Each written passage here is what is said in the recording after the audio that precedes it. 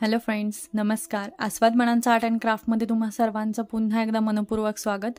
तर या आधीच्या भागामध्ये आपण पाहिलं होतं वॉटर फिलिंग स्टिच, जी की आपण दोन वेगवेगळ्या म्हणजेच की सिंगल थ्रेड आणि डबल थ्रेड या दोन्ही पद्धतीने बघितलेलं आहे. तर आपल्याला बऱ्याचशा कमेंट आलेल्या होत्या, व्हॉट्सअपला सुद्धा कमेंट आहेत आणि आपलं जे काही यूट्यूब आहे तिथे सुद्धा कमेंट आहे की लॉंग व्हिडिओ टाकाल प्लीज. तर आपण सर्कलमध्ये आणि स्क्वेअरमध्ये जे काही पाणी स्टिच आहे तर त्याचं ड्रॉ कसं करायचं हे मी तुम्हाला दाखवते, कारण स्टिचिंग कसं करायचं सेम पद्धतीने स्टिचिंग करायचं आहे आपल्याला. तर ड्रॉ कसं करायचं ते मी आज तुम्हाला दाखवते. तर चला मग सुरुवात करूया. तोपर्यंत जे कोणी चॅनलवरती नवीन आलेले आहेत किंवा आत्तापर्यंत ज्यांनी सबस्क्राईब केलेलं नाही आहे तर त्यांनी नक्की सबस्क्राईब करा. लाईक, शेअर आणि सबस्क्राईब करायला विसरू नका. त्याचबरोबर आपला जो दुसरा चॅनल आहे आस्वाद मनांचा, जिथे आपण नवनवीन डिलिशियस आणि पारंपरिक अशा रेसिपीज बनवतो, त्याही चॅनलला भेट द्यायला विसरू नका. तर आत्ताचा जो पार्ट आहे आपला, तर तो मी तुम्हाला ड्रॉइंगचे जे काही पेज आहे त्याच्यावरती करून दाखवते, ना की फॅब्रिकवरती. तर तेच सेम पद्धतीने तुम्हाला तुमचं जे काही फॅब्रिक आहे त्याच्यावरती सुद्धा तुम्ही करू शकता. चला मग सुरुवात करूया.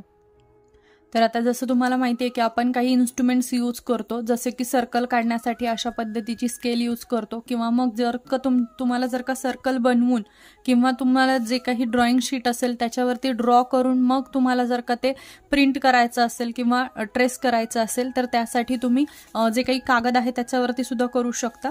तर कर्कटकचा यूज करू शकता तुम्ही, जे की आपल्या मुलांच्या किंवा आपल्या स्वतःकडे सुद्धा अवेलेबल असतं इझिली, किंवा नियर बाय कोणत्याही स्टेशनरीमध्ये सुद्धा तुम्हाला अवेलेबल होतं. तर त्याचा यूज करू शकता, किंवा आपलं जे काही स्केल आहे तर त्याचा सुद्धा यूज करू शकता. तर याने सगळ्यात मोठा जो काही सर्कल आहे तर तो सर्कल आपण ड्रॉ करून घेणार आहे. तर आता पेन्सिलच्या सहाय्याने आपण सगळ्यात आधी सर्कल काढून घ्यायचा आहे आणि त्यानंतर फक्त तुम्हाला काय करायचंय की जे काही हार्ट शेप आहे, आता सुरुवात जर का तुम्ही इथून केली तर हार्ट शेप तुम्हाला सरळ आणि उलटे अशा पद्धतीने सगळीकडून फिरवून घ्यायचे. जेव्हा तुम्ही पेन्सिल उचलता तर ज्यावेळेस तुम्ही पेन्सिल उचलता त्यावेळेस तुम्हाला काय करायचंय की पुन्हा तिथूनच सुरुवात करायची जिथून तुम्ही पेन्सिल उचलली होती, ना की तिथून कुठल्याही पद्धतीने तुम्हाला कट करायचं नाहीये. आता हे मला फिरवत सोपं जाते. तुम्हाला जसं सोपं वाटेल तशा पद्धतीने तुम्ही करू शकता. आणि ह्याच्यामध्ये मुळात असं आहे की घाबरायचं अजिबातही गरज नाहीये, कारण तुम्हाला परफेक्ट शेप आलाच पाहिजे असं सुद्धा काही नाहीये, किंवा त्या हार्ट शेपला टोक आलंच पाहिजे असंही काही नाहीये, किंवा तिथं जर का असा बेंड जरी आला तरी काही हरकत नाहीये, किंवा हार्ट शेप न येता डायरेक्टली अशा पद्धतीचा जरी आला, किंवा अशा पद्धतीचे सुद्धा वॉटर फिलिंग स्टिच तुम्ही करू शकता. अशा पद्धतीची मी तुमच्या फ्री हँड वर्क म्हणू शकतो, फ्री हँड एम्ब्रॉयडरी म्हणू शकतो. तर अशा पद्धतीने तुम्हाला ते ड्रॉ करून घ्यायचंय. याच्यामध्ये घाबरण्यासारखं असं काहीच नाहीये, किंवा असंच आलं पाहिजे तसंच आलं पाहिजे असंही काही नाहीये.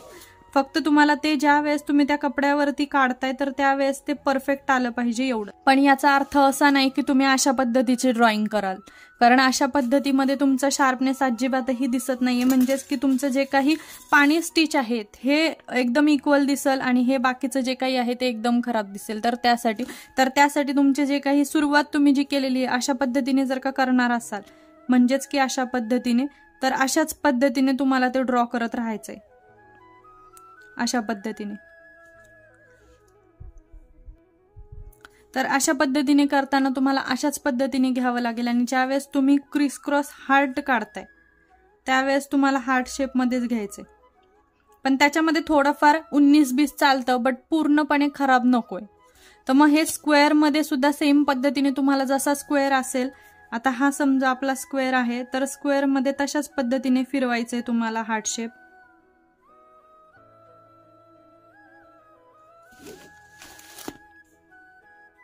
ज्यावेळेस इथं कॉर्नर येतो त्यावेळेस थोडंसं इकडं झालं तरी हरकत नाहीये, पण तो ऍडजस्ट करण्याचा तुम्ही प्रयत्न करायचा. आता हा मी छोटा केलेला आहे, बट एवढा छोटा तर नक्कीच येत नाही. ज्यावेळेस तुम्ही मोठं फिलिंग करत असता त्यावेळेस तुम्हाला तिथं नक्कीच शेपला मोठी जागा असते.